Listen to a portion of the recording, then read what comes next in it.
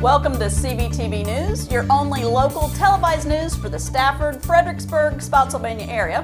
I'm Deedra Haven. And I'm David Kerr. We have a nice lineup for you this week. David, can you tell us about the Chatham Bridge? Oh yes, lots going on there. The Chatham Bridge serves as a vital link between South Stafford and Fredericksburg. It's a mainstay of the downtown traffic pattern. Unfortunately, it's in seriously bad shape, and after a long wait, it's going to get some much needed attention. The work required is extensive and is expected to begin in May of 2020. So be ready for some major impacts on the downtown traffic pattern. Also, this project is going to take a while to finish. The Virginia Department of Transportation, otherwise known as VDOT, has no illusions about just how extensive this work is going to be and has said it could take as long as 16 months. The bridge will be closed for 16 months.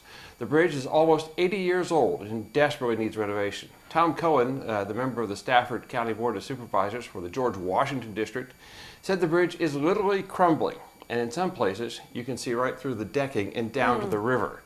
That makes you kind of nervous right there. Cohen noted that it isn't just a redecking or a patch job, it's a complete restoration. Something Cohen said, "I'm glad to see," and so are we. Well, did you hear about the 5K chaos run? No, I'd like to hear some more about it. Well, last week on Sunday, November 3rd, Fredericksburg hosted a 5K run sponsored by the Fredericksburg Fire Department and Fredericksburg Police Department and involved 16 different agencies from around the region. It was in Celebrate Virginia South and called the Chaos 5K. Chaos? Yeah, maybe an unusual name for the event, but struck to the heart of the purpose of the run. While the 5K was a real race, it served as a mass casualty incident training drill simulating an improvised explosive device attack on the event. The field near Wegmans in Fredericksburg Sunday morning was a staging area for onlookers to cheer participants in the 5K race.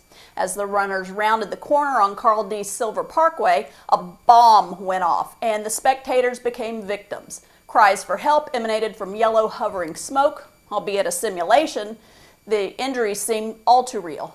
Forehead gashes, severed limbs, burns, protruding shrapnel, bleedouts from a femoral artery, confused wandering patient, victims looking for their family, and a pregnant woman shocked into premature delivery. If you had just happened upon the event not knowing its purpose, you would have been frightened by the screams, wailing, injury, patient triage, and sounds of sirens. A field morgue was established and mangled mannequins draped in white blankets to identify them as deceased speckled the field. The scene was secured, witnesses interviewed, wounds were tended, and victim actors were transported to 3 local participating hospitals while evaluators took note.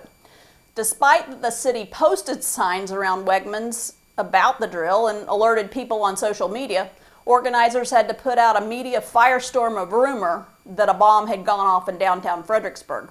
Thanks to the Fredericksburg Police, Fire Department, participating agencies, and 500 other people, this exercise prepared our area for any such emergency in the future. In the words of Whitney M. Young Jr., it's better to be prepared for an emergency and not have one than to have an emergency and not be prepared. Those are very wise words. My compliments to the Fredericksburg Fire and Police Departments. Yeah, absolutely. Virginia Democrats, fresh off their victory in the General Assembly elections that is, chose the first woman Speaker of the House of Delegates in the Chamber's 400-year history.